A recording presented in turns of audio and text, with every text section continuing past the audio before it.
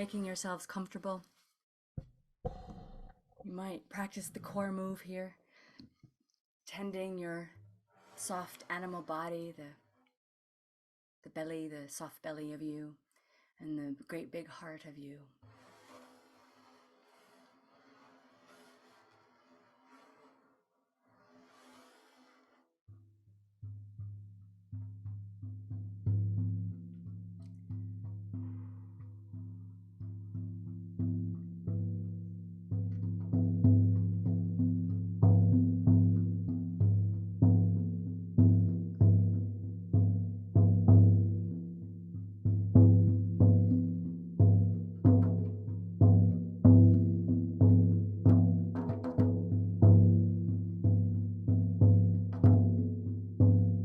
Once and always, upon a time if past and future and present. Then, when the veils between the worlds were so thin that a word you said in this world reverberated and made things happen in the other worlds. A time when the gods and goddesses took human form and walked the earth in this world.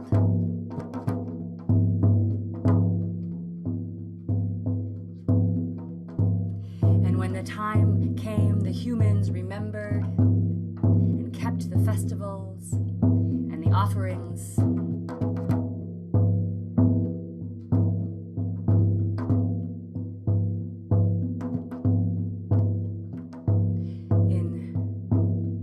Relationship, reciprocity with the holy, with the gods and goddesses.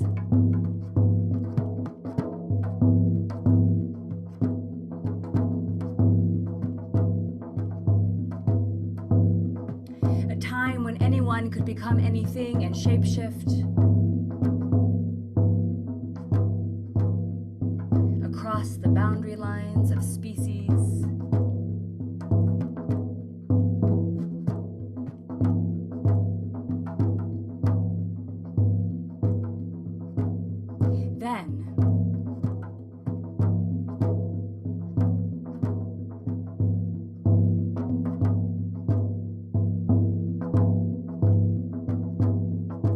Then Forays and Ceto, two chthonic ocean creature, holy ones, fell in love and roiled and rolled through watery lovemaking.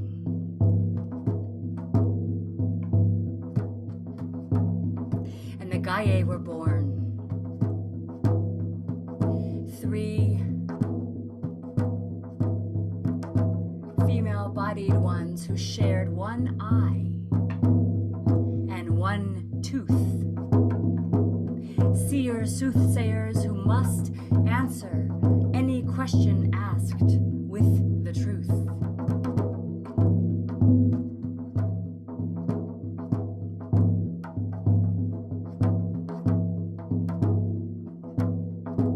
And their sisters, the Gorgons,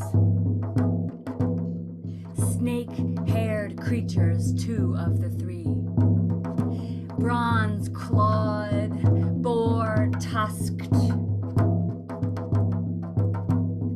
funky, monstrous, ugly, beautiful creatures.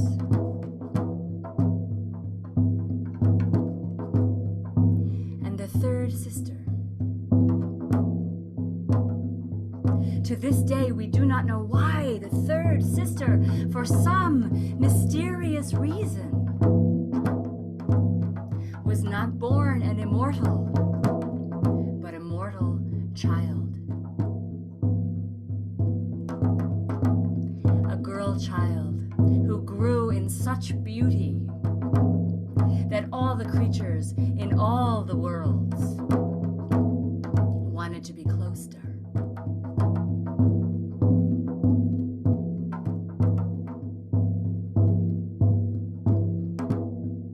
Make up any kind of excuse to travel to their island, Cephos.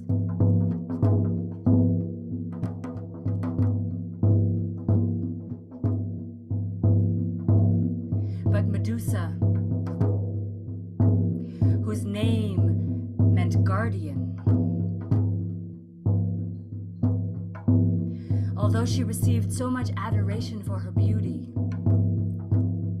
she was heartbroken and alone because she could not understand why, in a family of monsters, powerful, immortal creatures who could influence worlds and history, change fates, she was born immortal.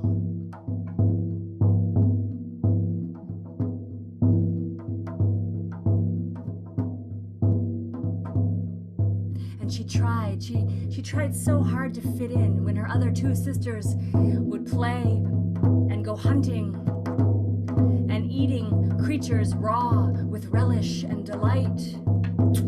She just couldn't really enjoy it. And ended up cooking her food, which made her two sisters howl and screech in disgust. When her two sisters would whet their tusks on the stones to sharpen them, and scratch their claws on the trees, and stretch their monstrous, beautiful bodies, and the snakes of them sunning themselves. She shredded her fingernails and bled, got sunburn,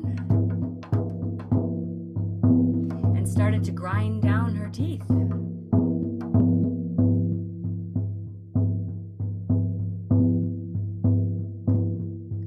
And so one day she decided, because she did not fit in her family, she would go to the world of men and women and human creatures. People who looked like her, and try to make a home.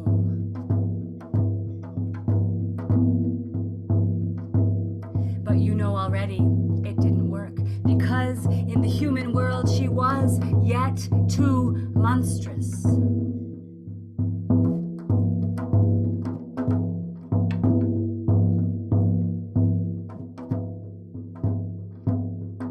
And so she retreated to the temple of Athena and became a priestess there.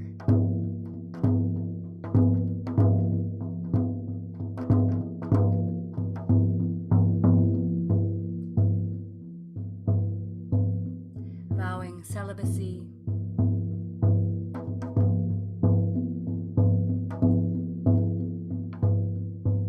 and solitude,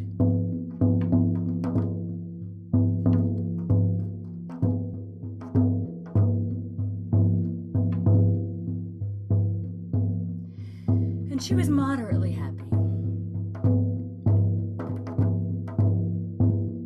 Except the thing she missed the most was singing with her sisters. It was the thing they all did well and beautifully together.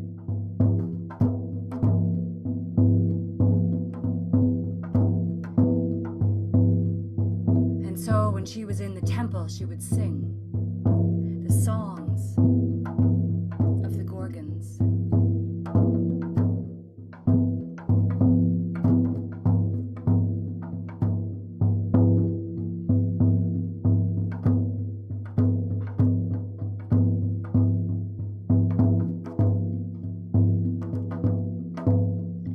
Unfortunately, one thing she did not get away from were the many humans that would come to look upon her because of her beauty.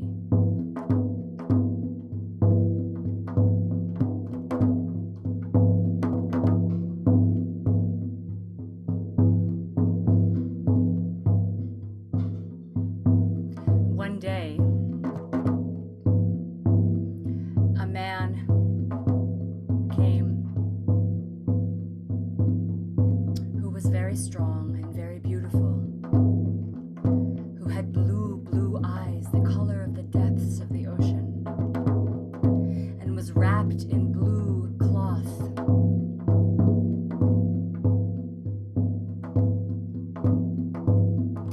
looked like a man you see, but it was Poseidon. In the glamour of a human, that he might walk upon the earth. He had heard tell of this beautiful creature called Medusa, and he wanted to see for himself.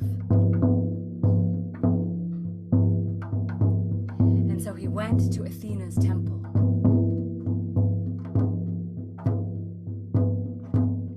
Now this caught the attention of Athena, of course, that Poseidon was arriving at her temple.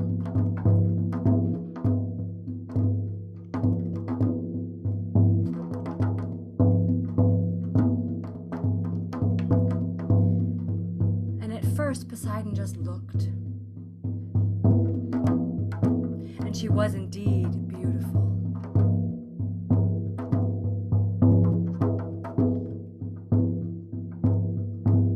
And so he came again the next day, bringing pearls and shells as gifts. Medusa received them and put them on the altar for Athena, not keeping them for herself. And the next day it was the same, and the next day as well, and on for a moon's time.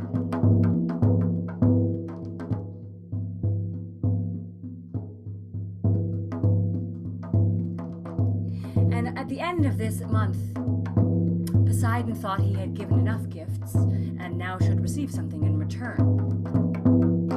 And so he stepped up his courtship and turned up the pressure and began to make advances on Medusa,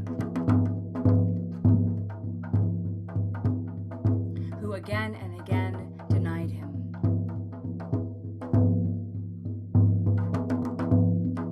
Now the other gods had gotten word of this and began to make fun of Poseidon behind his back, that he wasn't able to best a mere human woman, even if she was born of two gods and had sisters with snakes for hair and other sisters who shared one eye and one tooth and could see the future. She was just a human.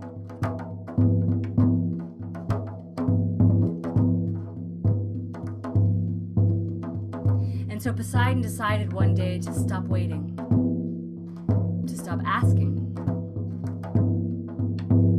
to stop being kind and courtly, and to simply take what he wanted, because he could, because he's the god of the ocean. And so he walked into the temple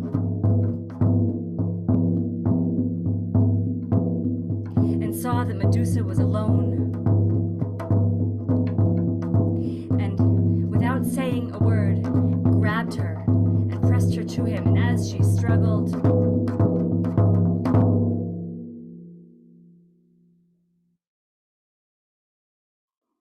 when she came to,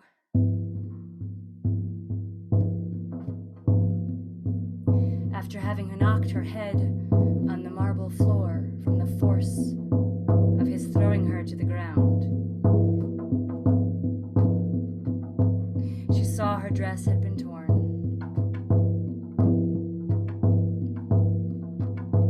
There was blood between her legs, and Poseidon was gone.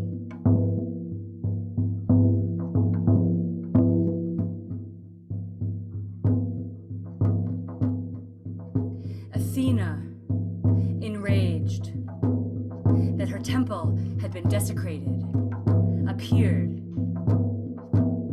fiercely, warrior-like, storming into the temple, and to add insult to injury, began to curse Medusa for her beauty, for her humanness, and for defiling her temple.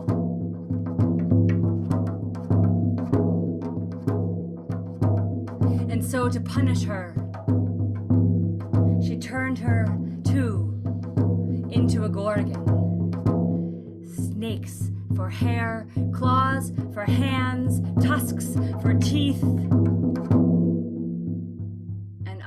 that turned men and other humans, creatures, to stone.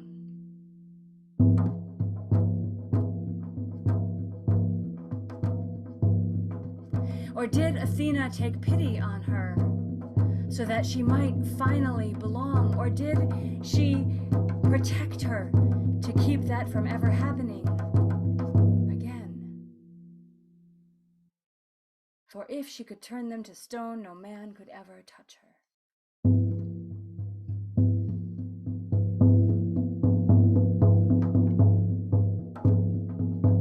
Medusa fled the temple in horror and grief, in terror and pain,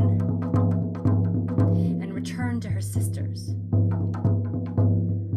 And they lamented and shrieked together, and they cried and they grieved together, and they stormed and they raged together.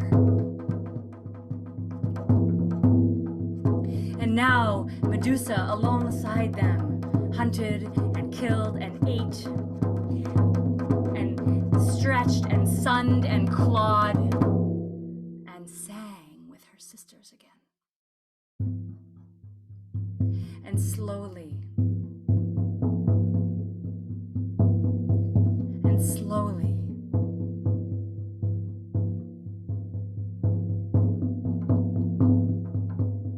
her heart, slowly her heart began to mend,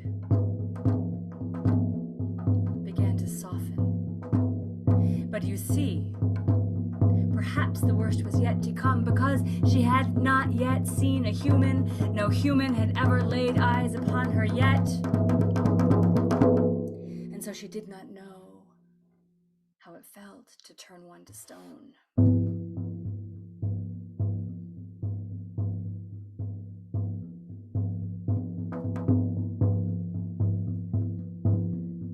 The problem is, word got out. The problem is, people talk. The problem is, it was known what happened in the temple of Athena. It was known that Poseidon had raped Medusa because of her beauty, taking what he wanted, and it was known that Athena took her revenge on Medusa and turned her into a hideous, snake-haired monster like her sisters. And so no one talked about the sisters, but everyone continued to talk about Medusa, no longer the one of such exquisite beauty, now the one who had been turned to monster, to ugly, to fierce, to demon, to killer.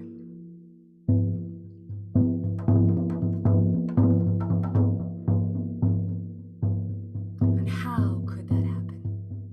She was so beautiful.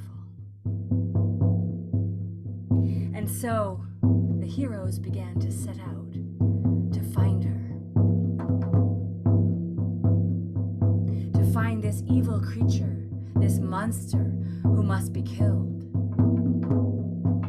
And they came again and again and again, and every time they looked Medusa in the eye and they were turned to stone, and more stones began to pile their way on their island, each one a hero trying to vanquish her. And her soft heart slowly became a stone.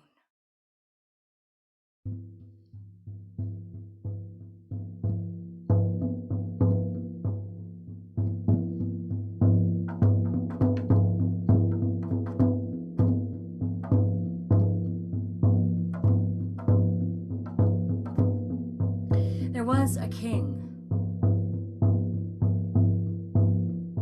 in a neighboring kingdom to Athens.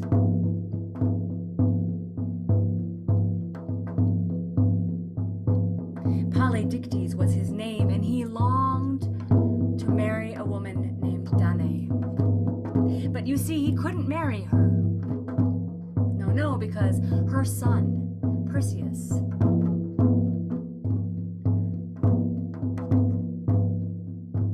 fathered by Zeus, between them and would not let Polydictes touch his mother.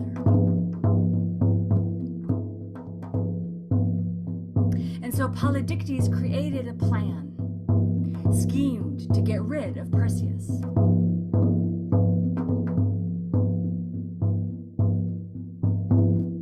And so, as a decoy, he said he was marrying a princess from Libya. And in order to give a bride gift to this princess, he demanded from each household in his kingdom a horse. Now, Danae and Perseus were poor and didn't have a horse, and so Perseus was forced, as Polydictes knew he would be, to come to him and ask him what else he might procure for the king, because he couldn't give him a horse. And Polydictes, who'd been waiting for this moment, said to Perseus, "Go and kill the Medusa and bring me her head."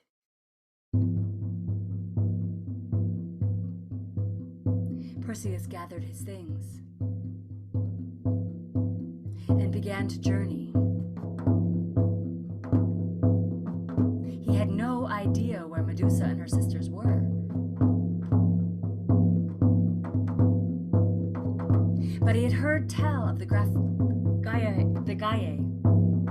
He had heard tell of the Gaiae, who shared one eye and one tooth, who must answer all questions truthfully that were posed to them, and who could see the future and knew a great many things. And so he took off to visit them. And when he arrived upon their island, he snuck like a hunter up to their cave. And slowly, quietly, he slipped in and stole the eye while the sisters were sleeping. When they woke up in the morning, they couldn't find it, and were frantic and terrified, and began to search around, blind, looking. And so Perseus revealed himself and said that he would return the eye if they would tell him where to find the Gorgons and how to defeat her. And although the Gaiae were Medusa's sister, they had to tell him the truth because he asked.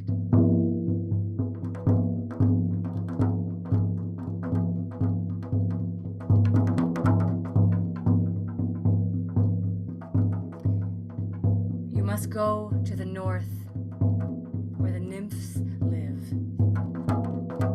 They are the keepers of the gifts of the gods. There you will find the sandals of Hermes, the sword of Hephaestus, the cap of invisibility from Hades,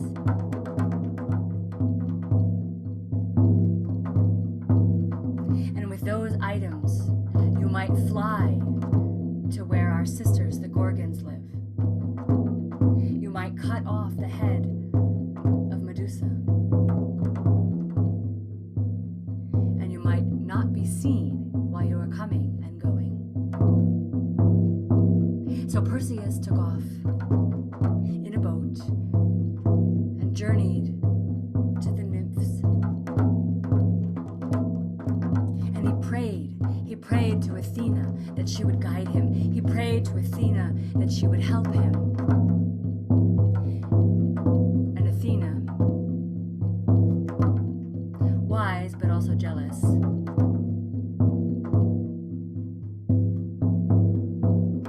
came and guided him to the nymphs. And after he had retrieved the 3 items, she also gave him a bag, a magical bag within which to put the head of Medusa once it was cut off. And she gave him a shield, burnished so brightly, polished so that it shone like a mirror. He made offerings to her and gave thanks, put on the sandals of Hermes, and flew to the island of the Gorgons. his head and all of the magical tools in the bag. Arriving on the island, he saw there too that the Gorgons were sleeping. And again he quietly, stealthily like a hunter, crept over to the sleeping Gorgons. And because he knew that the eyes of Medusa would turn him to stone if she were to awaken, he approached backwards, using his shield as a mirror, walking backwards to Medusa.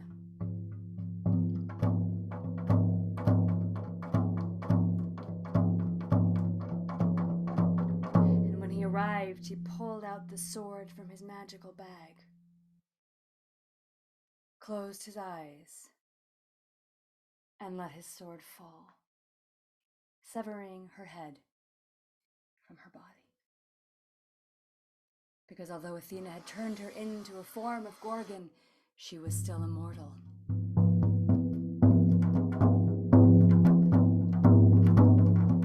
The sound of Medusa's scream woke her sisters, who began to shriek and yell. Began to, with their claws and their teeth, go after Perseus, who very quickly put on the cap of invisibility, the sandals of Hermes, the head in the bag, and took off, flying.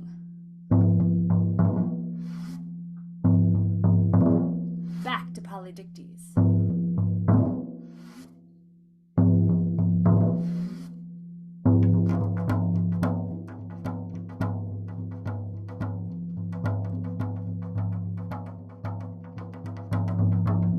Out of Medusa's neck flowed blood freely.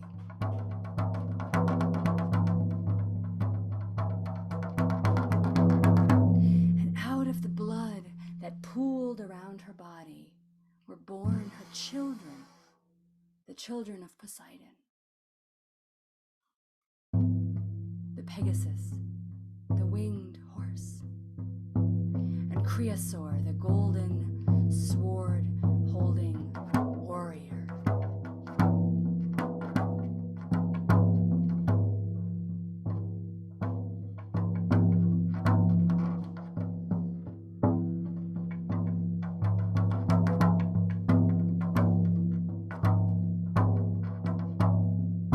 Perseus was able to stop the wedding of Polydectes and his mother by pulling Medusa's head out of the bag and turning him to stone. And so her head became a weapon in the hands of the hero who killed her. And when he was done, it had no use. And the stories, my friends, of the head of Medusa and how her head traveled and those she was used for and against, wielding power, the power to kill.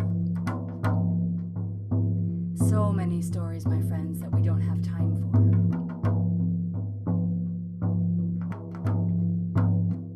But in the end, and this was the promise why Athena helped Perseus, the head of Medusa was placed on the shield of Athena.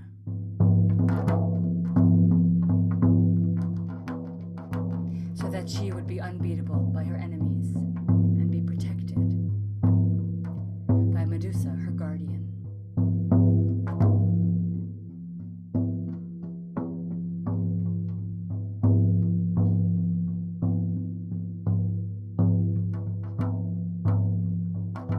When Perseus flew away, and the children, also winged, flew away,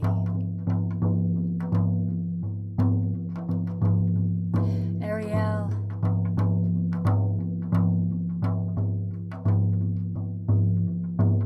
and Steno, her sisters, began to sing the lament.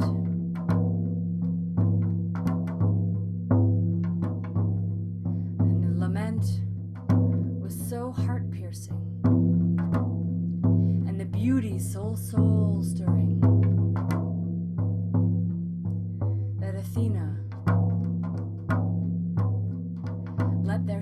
song be immortalized,